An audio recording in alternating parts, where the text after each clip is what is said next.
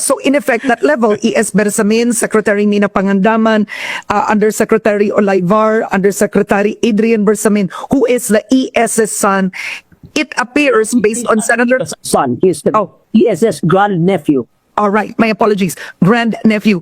So it would appear that this is operating only within that level that the president doesn't know. That's what Senator Ping Lacson said. Well, yeah, that means that Senator Lacson must think that the president is so incompetent and is so stupid, he does not, that his undersecretary ito, ha? Hindi man secretary, walang takot sa kanya.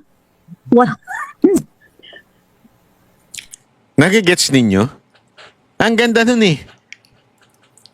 Nung panahon ni Duterte, mga kababayan, walang ganyan. Gamitin mo yung pangalan ni Duterte. Patatawag ka talaga sa Malacanang. Wala. Kaya nga noon, di ba nakikwento ko sa inyo, ang daming lumalapit kay Mocha kasi kita nyo naman si Mocha parang lakas-lakas niya kay Pangulong Duterte. Nagpapatulong, yung mga, hindi totoo ito ha, ito totoong kwento ito. Ang daming nagpapatulong kay Mocha na makausap si Duterte, maganito si Duterte. Si Mocha hindi, never yan na, sige akong bahala sa'yo, malakas ako ito eh. Walang ganun. Bakit? Lahat sa kanya takot eh. Bakit? Kasi nga si Pangulong Duterte, kumpara sa bayan, i-push mo. Kaya katulad nung, tandaan niyo yung ETA, si Mocha naglapit nun. Kasi yung ETA na yun, tinulungan yun ni Senator Bongo. Akala ni Mocha, first, isang beses lang tutulungan ni Senator Bongo yun. Tinulungan niya all throughout. At gustong magpasalamat nung ETA na yun kay Pangulong Duterte in diretsyo. Kaya nilakad ni Mocha yung kay Pangulong Duterte para mamit si Pangulong Duterte. Ganun lang. Wala yung mga humihingi. Kasi nga, ng pabor. Kasi hindi ganun. Ang mga nakapaligid kay Pangulong Duterte, alam nila na hindi pwede kay Pangulong Duterte hihingi ka ng pabor. O gagamitin mo yung pangalan niya. Ito, sinasabi nga ni Munsod na Yusek, ginamit yung pangalan ng presidente para makakuha ng bilyon. Bilyon na, hindi ho milyon. Alam niyo ba kung magkano yung bilyon? Malamang sa inyo, iba sa inyo, hindi niyo alam kung gaano kadami yung bilyon. Eh ako nga, milyon lang, hindi ko na alam kung gaano. 100 million yan, hindi ko alam kung gaano nakadami yun eh. Bilyon pa kaya? Alam niyo ba ibig sabihin ng bilyon? Lagpas ho yan sa ilang zero yan. Di ba? Tapos gagamitin mo yung pangalan ng presidente. Tangin ng buladas to si Lacson eh. Unless talagang tangin na binabastos lang ang presidente at ginagamit ang pangalan niya ng kung sino-sino. So inaamin nyo ba na si presidente mahina talaga nila lang, walang kwenta, inutil? Abay dapat matanggal na yan sa posisyon. Kasi parang ganun na sinasabi ni Lacson eh. Napaka-inutil ng presidente para malaman yan. Eh bakit pa nakaupo yan? Inutil pala. That's for the court of public opinion to decide. But Ping Lacson cannot tell me that these people, these underlings, operated without the knowledge of the president or without even the president whiffing his mail. We're not talking about millions here. We're talking about billions. I mean, isn't it rather odd? Is that believable? Is that believable? I mean, I would like to ask Senator Lacson that. Do you really think, Senator Lacson, that si President Bongbong is so stupid? And he's so, do you believe that? Hindi, ma'am, ako ito lang. It's either si Marcos ang stupid o si Lacson. O pareho sila. Hindi ko alam. What his sister said, that he is a drug addict, so he does not know what's going on. And it just goes there for with mga idiot boards so that he can talk in public. Hindi naman pwede yun. Either you think that the president is capable, or do you think the president is stupid? Diba? Please, all I want is the information brought out to the Filipino people. My long-term objective is that they know which congressmen to re-elect and which to get to kick out of office. That's the only way. We cannot wait for the court of law to decide for 7 years. By the time that we've got already another president and another, no more. Okay, so before we go, we don't have enough time, but I will be seeing you soon for another interview anyway. Is this the drama? Senator Amy Marcos coming out, those drug allegations.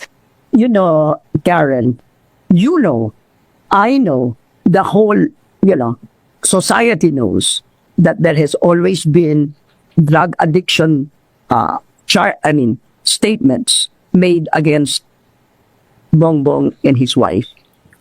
I mean, so many people say that they've seen it. It's not as if we don't know, right? What Amy did was tell the people what we know privately. Don't you think? Do you believe that was fully the truth? And Senator Ping Lacson said that was un-Filipino. Since time immemorial. Amy asked Duterte. Didn't Amy ask Duterte not to bring Bongbong's name out? Because Duterte knew that Bongbong was an addict. Hindi ba? I think we all, not everybody, but people in a certain level Circle. society. Maybe because I don't have personal knowledge, and I doubt if you do. I don't think you would be in the same circle. Well, because I don't take pot or I don't take drugs. But I know people who do take drugs and who then say, yes, they are, oh God, for heaven's sake. Karen, Karen, what Amy said in public is something that we have known in private and which President Duterte talked about, which Si Karen medyo sinasabi niya pa na wala daw siyang alam eh. Kasi alam mo, yung panahon ni Loni Lamunso, di ko naman sinasabing sobrang tanda niya na. Lumabas pa nga yan sa pahayagan, international, yung, di ba, sinami mismo ng isang rock group. International rock group, sinabi nila na nag-session, nagja-jamming sila with the son of the president. At that time, pumunta dito yun. Yung rock group na yun. At ang presidente nun si Marcos. At inamin nila yun sa dyaryo. Hindi pala dyaryo, magazine. Nasa magazine yan. So it's a public knowledge na noon pa, yan ang sinasabi ni Monsod. Alam na ng lahat ng mga, lalo na yung kaedad nila noon, na talagang ito ay gumagamit. Yun ang sinasabi. It's a public knowledge. when Amy talked about before. So we all know that this has been for the past 10 years. This has been all over the place in certain circles. That the president and his family, well, at least the president and his wife, partake of this. I think it's cocaine. Taking cocaine. Okay. That Amy brought it out.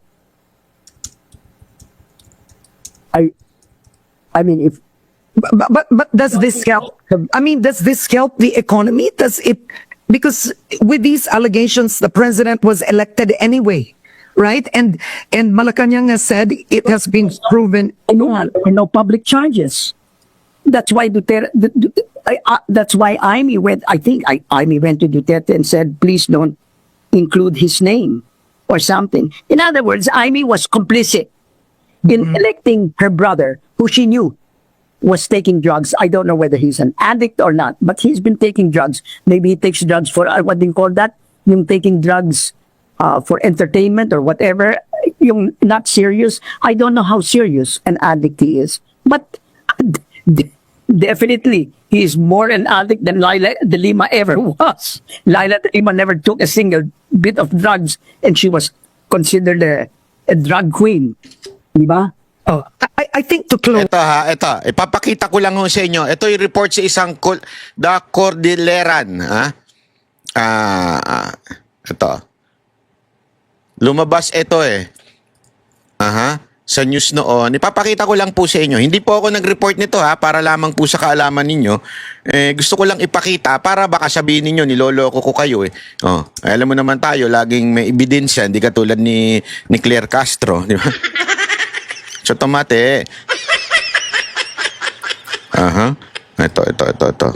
Okay, wait lang. Check ko lang. Kasi isinama ko yung ano eh. Yung, yan. Baka mamaya pati na nakuhanan yung iba. wait lang. Ayan. Ito yung website na yan, ha. Yan. Okay? So, ayan yun. Yung For New Musical Express magazine in 1990. Ito yan, Okay? Ngayon, papakita ko ngayon yung mismong inilabas dito na picture nitong website na ito. Ito yung nilabas ng picture, ha? Hindi, again, hindi po tayo nag-aakusa ng Tayo po ay ipinapakita lang natin yung balitang nilabasan nyo noon. Okay? Ayan po yun. Ano sabi dyan? Well, hindi pala sa Pilipinas, ha?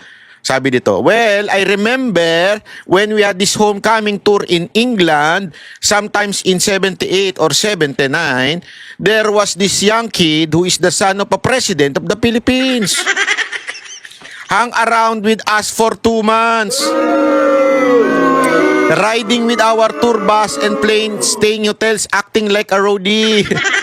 He provided us kilos of cocaine, expensive alcohols and other drugs for free just to be with us. Grabe, no? Hindi ako nagsulat dito, ha? Again, ha? Ito'y pinapakita lang natin yung website na nilabasan nitong pahayagan na ito. Pinakita ko sa inyo, di ba? Ito yung website na yan. Para lang sa kaalaman ninyo. Ayan yung website na yan.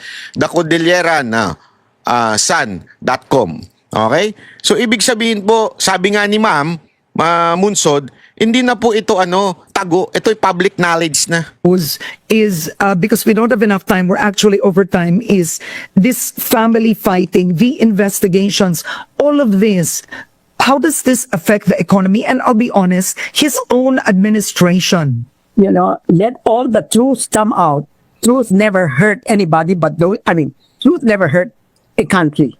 Knowing the truth is better.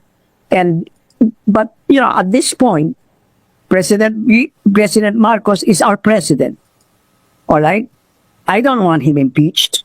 I don't want him impeached at this point. Let him continue what he's trying to do. He has done some good. Let him continue that until 2028. But I certainly don't want any of his relatives or his, to be reelected. I don't want that. And I hope the Filipino people realize that this bunch of people, except for a few, this bunch of people we have in Congress and the Senate should not be reelected. They're all involved. My Okay. God. All right, but I think to close, you do say one thing, regardless of how you feel about the investigation, you say one thing because your voice is influential, is you don't want the president impeached. That's one thing you're making clear today. Who is going to be that president? Just ko po naman. Let's not go from the fire to the I don't know. You know what is that term? Ayan, ha? Ito, kitang-kita ninyo, dilawan ng galawan. Gago! Ito yung prinsipyo nila. Ito, dito makikita ninyo mga kababayan, baluktot talaga ang prinsipyo nila. Hindi ko po, again, matanda na po ito si Munsod. Ayoko pong i-disrespect, lalo na may galang po ako sa matatanda. Pero dito, makikita mo yung logic na baluktot. Sobrang baluktot. Siya na mismo ang nagsasabing confirm. It's a public knowledge. Alam na ng tao na adik ang presidente. Alam. Siya mismo ang nagko-confirm eh. Sinasabi na niya eh. Alam na natin niya lahat yan. So therefore, she is believing that Marcos o BBM is a cocaine addict. Yun ang sinasabi niya sa mga sagot niya. Tinatabla pa nga siya ng konti ni Karen Davila na sinasabi, paano mo nasabi, parang ganyan, di ba? Pero siya, sinasabi niya, public knowledge na yan, alam na natin yan. Pero magtataka ka, ayaw niya ma-impeach, ayaw niya matanggal si Marcos. Because of BP Sara Duterte. Yan po ang utak ng isang political at self-interest lang ang tinutulak. Nagigets nyo? Mantakin mo. hahayaan mo lang ang isang adik na presidente dahil ayaw mo sa isang vice president na si VP Sara Duterte. Anong klaseng kalokohan po yun, Madam Monsod? Ayoko po kayong bastusin, ayoko po kayong batikusin, pero isa hong malaking kabulastugan, hindi ko masabing katangahan kalapastangan para tanggapin na okay lang, sige, okay na si Marcos. Tiisin na lang natin na meron tayong ganyang presidente, lulong na presidente kasi ayaw namin si VP Sara Duterte. What kind of joke is that? Hindi, di ba? Para bagang ganito. Parang ganito lang yun. Sa pamilya, adik ang tatay. Lulong yung tatay. Ayaw mo siyang mawala kasi yung kuya mo ang magiging padre di pamilya, yung kuya mo malupit sa'yo. Galit sa'yo. O sabihin na natin, hindi ka favorite. Hindi ka love nung kuya mo. May love siyang iba. Di ba? Mas love niya yung kapatid mo. Hindi ikaw ang number 1 sa kanya. Pero mas tiisin na lang natin yung tatay nating adik para lang hindi mamuno si kuya sa pamilya. You understand what I mean? Ganon yung logic na yun eh. Titiisin mo na lang na may mangyari sa pamilya mo, na mapahamak ang pamilya mo, na maubos yung mga gamit sa bahay mo, na maaari pang maghahasa yung mga kapatid mo kasi ayaw ko yung kuya ko, hindi ako love nun eh. Gago! Hindi po ba hindi ko masabi talaga kung ano ba ang tawag mo doon, kalapastangan, kalokohan, katarantaduhan, katangahan, kabobohan. Hindi ko masabi kung ano yun, hindi ko ma-describe kung ano yun. I-describe nyo nga. Hindi, sige nga, describe it in one word. Anong klaseng pag-iisip meron yung ganyan? Anong klaseng pag-iisip? Sorry hindi po ako nangaano, pero nangaano na rin. Hindi ko talaga maisip yung ganun, mga kababayan. Eto, papakita ko pa sa inyo ito, sandali, tomate. Papakita ko sa inyo ito. Wait. Sandali, nawala na. Ito. Ayan, ito. Ayan, Sabi dito, while the Bahasa Luneta 2.0, wow, kala mo talaga. Tingnan mo, sasabihin ng ABS-CBN, mas maraming tao to kaysa dun sa INC. Ganyan yung mga katarantado yung mga media. Tingnan nyo, ano sabi dyan? Sige, basa. Ano sabi? Basahin nyo. Di ba? Ano sabi dyan? Sa 2.0, welcome po ang lahat ng galit sa korupsyon at naghahanap ng pananagutan mula sa lahat ng sangkot, mula sa iba-ibang hanggang sa tuktok. Ang hindi lang po pwede sa Luneta ay yung nagdidepensa kay BBM at nais gawing presidente si Sara. Pero lahat ng Pilipino, welcome. Magkita-kita po tayo sa November 30.